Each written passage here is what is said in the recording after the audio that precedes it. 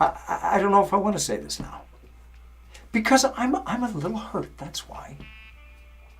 Well, maybe you don't understand that, but for me, I only have 2 or 3 people in my life that I really talk to about these things, and you're one of those people. And you weren't there for me. All right. All right, well, thank you. Yes, I do feel better about it. I went this morning. That's the whole reason I wanted to call you. Yes, it was very embarrassing. Look, I'm not like you, all right? Stuff like that, and especially, let me tell you something, at 8:30 in the morning, that is not my cup of tea. What have I been talking to you about? Right, thank you. Well, I went this morning, 8:30 in the morning. I go through the door. On my left, there's a counter, and there are 3 girls. 3 young girls. They had to be, I swear to God, the oldest one had to be 26. There's this, she's probably like Jewish, right? Really hot little number with a white lab coat and this blouse underneath it is like unbuttoned, unbelievably low. I mean, I've never seen anything like it. It wasn't very professional. And I'll tell you something, and I am not making this up. This is not fantasy, right? I was there. I know what happened. These girls, they were hungry. Hungry. I'm telling you. They looked at me like, I don't know. That's what I thought too. That's what I thought. Anyway, can I just talk? Just listen. Sometimes communication is just listening. So she said, what are you there for, right? And I could barely get the words out. I'm serious. They were like stuck in my throat. I was like, ah, ah, ah, ah. Yeah.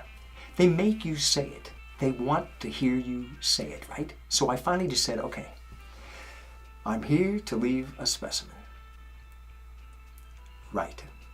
And here's what really gets me about, right? They act perfectly normal. Like this happens every day. Like it's the most normal thing in the world. Well, it's not for me, all right? Especially at 8:30 in the morning. That is just not okay. I don't function that way. I don't know. I've always been more of a night guy. Yeah, I don't know. Can you just listen?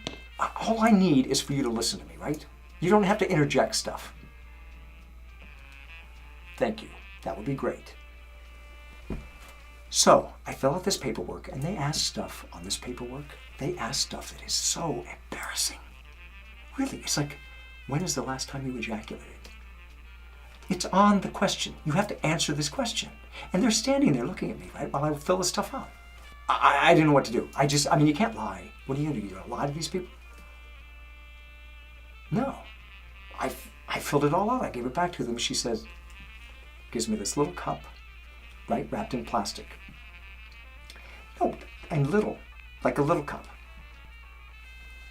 I don't know, like the size of, like a Dixie cup. No, like the little ones, like the size you get orange juice if you're in the hospital, like that size. Yeah. And anyway, you're supposed to, do your business in this little cup. I was petrified. And then she says to me, you're in room number 1. How many people are doing this? That's what I ask myself. What a business. Oh, they gotta be making a fortune. This is not inexpensive, right? Anyway, she said, you're in room number 1. And then she said to me, point blank, perfectly straight expression, right? She said, would you like magazines? Magazines. What kind of magazines do you think I'm talking about? Exactly. Porn. Like porn. They know what you're going to do in there.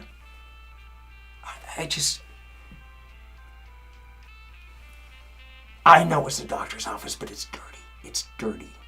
It is. It's dirty. And in a cup. And it's little. Well, I was totally freaked out. So here I am in this little room number 1.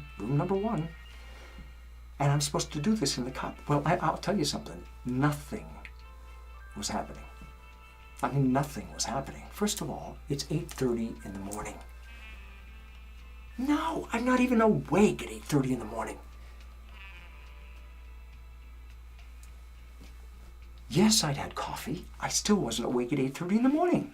So I was in there, and the time is ticking by. Well, the longer I'm working at this, right?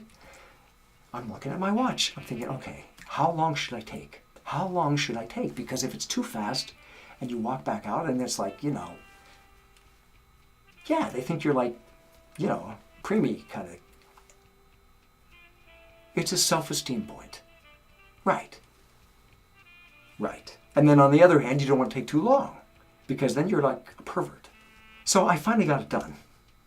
I don't know, a little over 27 minutes, I guess. Yeah, but mostly because I was nervous. And here, look, I don't feel really good about telling you this, but I'll tell you something. And I don't know if this is my age, but not all that much comes out. I don't know. It seems like when I was in my 20s, it was like, it was an event. Anyway, you do your business, you take this little cup back out to her with a lid on it, and it's see-through. It's not like it's see-through. You can see what's in there. It's disgusting. It's absolutely disgusting. And you have to hand it over to them. And she took it. I mean, I gave it to her. She took it right out of my hand. Didn't give it a second look, right? Just acted like, this is perfectly normal. And said, thank you for coming in. And, get this. This is just bizarre. She said, there's some candy in the dish if you'd like some candy. I know. I was like, you have got to be kidding me. And I mean, inside, I'm like freaking out. But I think I held it together. I think I looked perfectly normal on the outside, right? But there was a look in her eye. She was after me. She wanted me. Clearly she wanted me. The candy was just a cover, right? It was just a way of saying candy, you know what I mean?